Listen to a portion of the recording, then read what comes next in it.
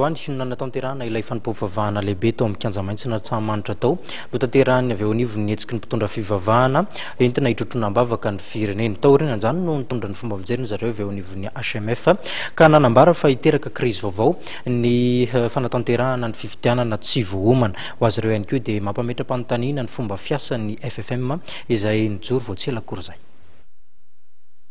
Ahina hitarika indray amin'ny krizy vaovao ny firosoana amin'ny fifidianana tsy misy fitoniana hoy ny hetsika mitondra fivavahana na ny HMF.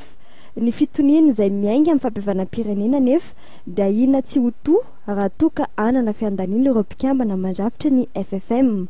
Ity rafitra ity izay hita soritra zato fa tsy manana izay fahaleovantenany sy endrika tsy misy fiandaniana izay ho hiatrany ny HMF.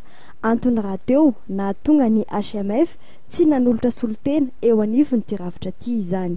Mana mihitsy zay ary tsy hoe manafotsy fa mahazo antoka amin'ny fiandaniana ao anatin'ilay izy satria fantatra fa maro anisa mipomba ny akilany raha oharina amin'ny andaniny ao anatin'izay rehetra zay ka tsy mety zay zavatra zay fa efa tena hoe ampiavana dia ampahamarinana nanaovana amin'ny fampihavanana zay ihany zay nge matoa tsy niditra tao azonay atao tsara nangataka hiditra tao fa tsy niditra tao zay satria mahita foana hoe tsy tena mandeha amin'ny fahamarinana izy ka aloha tsy miditra amin'izany ny firenena.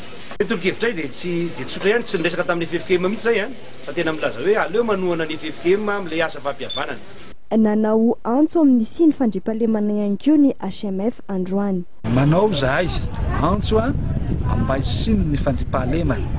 Fantatra fa zany fandriampahalemana zany dia tena mamparary ka tsy ahafahan'ny vahoaka mahita zay hanikohanina ary dia miara-miory amin'ireo namono entana atsimo zay ary maniry koa ny fiarahana fanampiana amin'izy ireo.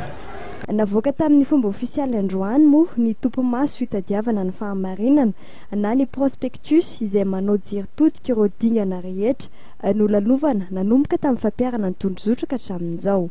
Atolotra eo anivony ireo masovo-pirenena sy vondrona iraisam-pirenena samihafa izany prospectus izany. Androany moa dia nanatanteraka famompam-pivavahana tetsy Antsahamanitra ny hetsika mitondra fivavahana.